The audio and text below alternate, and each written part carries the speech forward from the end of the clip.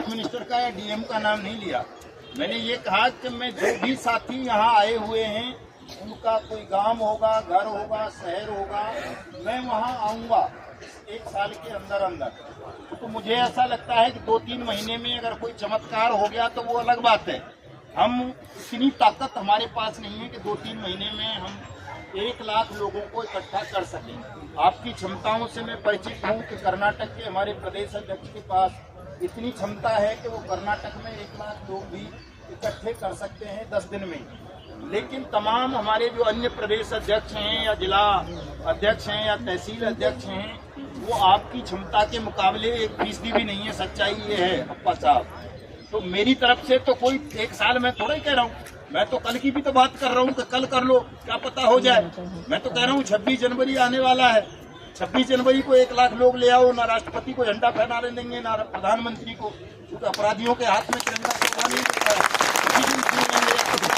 झंडा छीन लेंगे, मैं तो कह रहा हूँ। लेकिन ये सब सत्याग्रह से करेंगे। कोई ये साथी उम्मीद करें कि साहब मदन लाल जी बम फोड़ दें प्रधानमंत्री की छाती पे ले जाके, वो मैं नहीं करूंगा, क्योंकि ये काम अपराधियों का होता है और अपराधी हमेशा डरपोक होते हैं।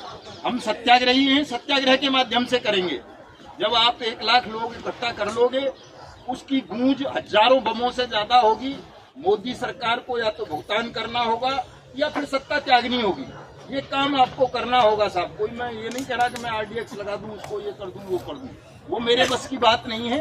और प्रदेश अध्यक्षों को, जिला अध्यक्षों को, सबको स्वतंत्रता है।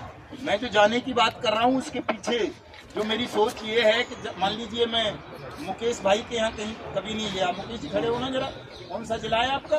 जौनपुर जिला। जौनपुर जिला के अध्यक्ष हैं, लेकिन सबसे ज्यादा मेहनत यूपी में इन्होंने कर ली है और अपने जिले को कवर कर लिया है तमाम चीजें।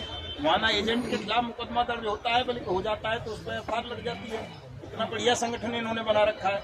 लेकिन ये हमेशा हर कार्यक्रम में आते हैं, तो मेरा भी धर्म बनता है, फर्ज बनता है, मैं इनके यहाँ जाऊँ और एक डेट तय कर दूं कि भाई मुकेश भाई मैं 1 महीने जौनपुर में ही रहूंगा और जौनपुर में पूरे में घूमूंगा और इतना प्रयास करूंगा। चूंकि मैं दिल्ली में 1 लाख लोग नहीं ला पा रहा, लेकिन जौनपुर को अगर वो लोकल डिस्ट्रिक्ट को मैंने मोबिलाइज कर लिया, गांव-गांव गया, तहसील गया, तो हो सकता है डीएम के कलेक्टर के कार्यालय पे एक डेट रख दें 1 महीने बाद की, वहाँ 1 लाख लोग जरूर इकट्ठा कर लें। हो सकता है ना। और डीएम भेजेगा ना प्रधानमंत्री को, राष्ट्रपति को, हम 1 लाख लोग आ गए निकल के सड़क पर, तो इस तरह का स्कीम बनाएंगे। ऐसा नहीं है, मैं ये नहीं कह रहा कि कार्यक्रम 1 साल तक बंद कर देंगे, बंद नहीं करना है। हर जिले में, हर तहसील में मेरी क्षमता यही है कि मैं 1 महीने एक ही जिले को दे सकता हूँ ना। पूरे देश के 750 जिले चाहें कि साहब मदन लाल जी आ जाएं, तो मैं कोई कृष्ण तो हूँ नहीं कि हजारों रूप धर लूंगा। लेकिन कृष्ण से भी बड़ी ताकत यह है कि हर आदमी मदन लाल आजाद बन सकता है। जैसे मैंने उदाहरण दिया, साहब के जिले में मैं कभी नहीं गया, केवल फोन पे गाइडेंस देता रहा, वीडियोज पे देता रहा। उन्होंने उस गाइडेंस के हिसाब से काम किया और विजय प्राप्त कर ली उन्होंने। ऐसे बहुत सारे जिलाध्यक्ष हैं हमारे, वो सत्यनारायण गिरी हैं कुशीनगर वाले, उनके यहाँ मैं नहीं जा पाया हूँ, लेकिन वो हमेशा गाइडेंस पे काम करते हैं। जीत लिया है उन्होंने कुशीनगर को। महाराजगंज वाले आए क्या? कृष्ण मोहन गुप्ता नहीं आए, मैं उनके यहाँ कभी नहीं गया, उन्होंने जीत लिया है। ऐसा नहीं है, मतलब आप तमाम लोग अपने अपने क्षेत्रों में कार्यक्रम करें। बाराबंकी वाले साथी हैं हमारे, तमाम बहुत जबरदस्त काम कर रहे हैं, लगे ही रहते हैं। छत्तीसगढ़ वाले में एक बार ही जा पाया हूँ शायद, देखो कहाँ है मंगल साहू साहब। लेकिन जांजगीर में 1 साल से लगे हुए हैं। एक साथी सुबह कह रहे थे साहब वो 10 दिन धरना दे दो तो यूँ हो जाएगा, मोदी आ जाएगा, उसके सेक्रेटरी आ जाएंगे। 1 साल से लगे हुए हैं छत्तीसगढ़ वाले। वो फतेहपुर हमारा 1 साल से ज्यादा हो गया, 1 सितंबर से पिछले साल से लगा हुआ है। तो जब तक आप ताकत नहीं जुटाओगे, संख्या बल आपके पास नहीं होगा, तब तक आप साहब मोदी को तो छोड़ो, मोदी के कुत्ते को भी नहीं झुका पाओगे।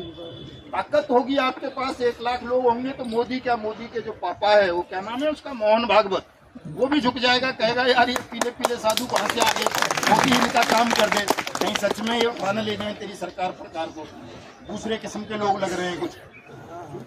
आतंकवादी तो हमेशा सरकार की ताकत होता है साहब, लेकिन सरकार की सबसे बड़ी कमजोरी होता है सत्याग्रही। सरकार सत्याग्रह से डरती है, आतंकवादी से नहीं डरती है।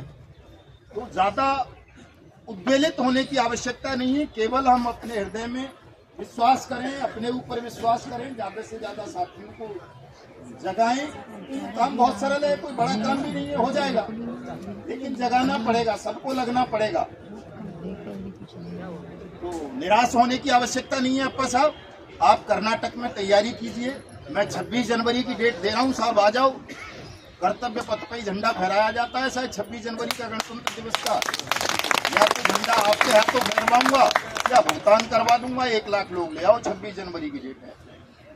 भुगतान करो या सत्ता छोड़ो, भुगतान करो या सत्ता छोड़ो,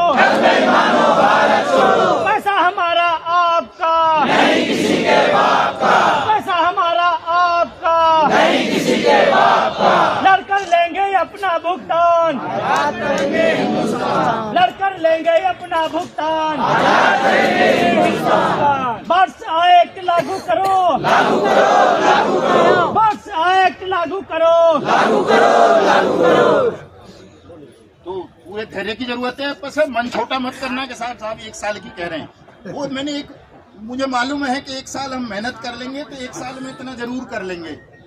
जल्दबाजी करेंगे शायद नहीं कर सकेंगे इतना, क्योंकि जल्दबाजी तो कर रहे हैं हम 5-6 सालों से यार। हर 15वें दिन, हर तीसरे महीने कार्यक्रम करते हैं कोई ना कोई, और उम्मीद ये रहती है कि इस बार कर देंगे, इस बार कर देंगे, लेकिन नहीं हो पा रहा है। तो अब 1 साल तक लगातार प्रयास कर लेते हैं साहब, क्या दिक्कत है। और 10,000 आप ले आओगे तो मैं समझता हूँ 90,000 तो ये ले ही आएंगे, बाकी लोग ले आएंगे ना साहब। 1 लाख हो जाएंगे, 26 जनवरी का झंडा अप्पा साहब के हाथ से फहरेगा हिंदुस्तान का।